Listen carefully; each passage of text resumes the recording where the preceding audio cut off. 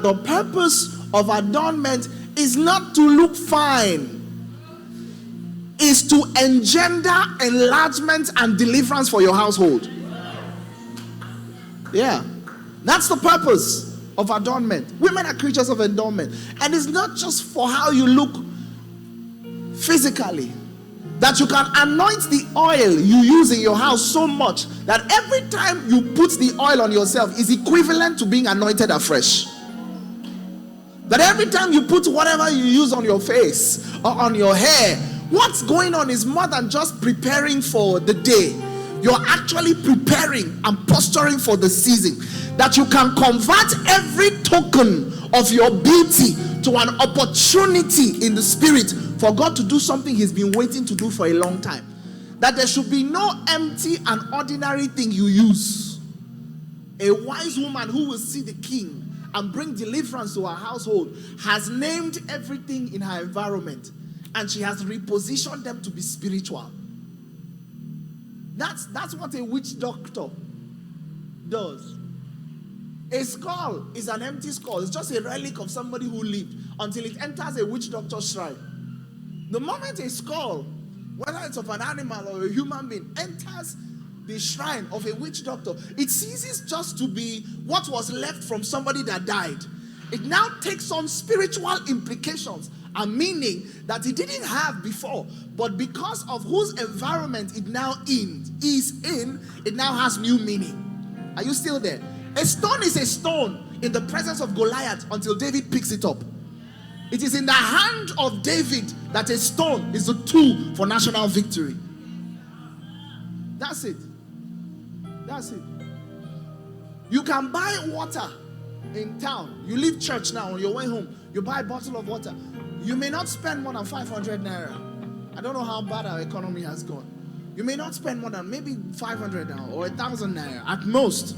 That same bottle of swan water, if it was given to you on a plane, the same water with the same label from the same company, if you were to buy it at the airport, or you were to get it on a plane, it may be worth 10,000 naira. Maybe a plane is too high. A hotel next to the shop where you bought it 1,000 naira. Just enter that hotel next to the shop and book a room and ask them to give you the same water that you bought outside. What happens? The value, the price, everything changes. FL is calling you to become so in touch with who you are in God that when ordinary things come around you, the same common things other people use, when you handle them, they become like battle axe in the hand of God. And what looks like an ordinary apparel becomes a presentation before the king. Do you notice what the king said the moment she showed up?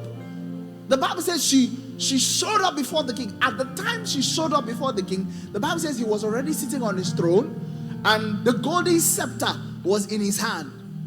The moment she showed up, the Bible says he stretched the golden scepter to her, which means although you broke the law, you are permitted to leave by special providence of the king. The Bible says she ran quickly and touched the head of the scepter, accepting that benevolence of the king. Look at the first thing he said. He said, Queen Esther, what do you want? What is your request? Up to half of the kingdom. This is his wife. She can see him for the sake of seeing her husband. The Bible says that she had not seen the king for 30 days. But the moment she held the same scepter that he was holding, there was a transfer of burden. He suddenly knew that there was a dire need. And he said, don't worry what the worth of the need is. Even if it is up to half of the kingdom, today you are worth more than half of the kingdom, because she prepared herself until common things became spiritual. Yes. A cell of sperm is common until it enters the womb of a woman. Then it becomes a whole human being. It will produce bone. It will produce blood. It will produce body parts. It will produce organs. That's the kind of women that the Lord is raising from this place. Oh, they are not here.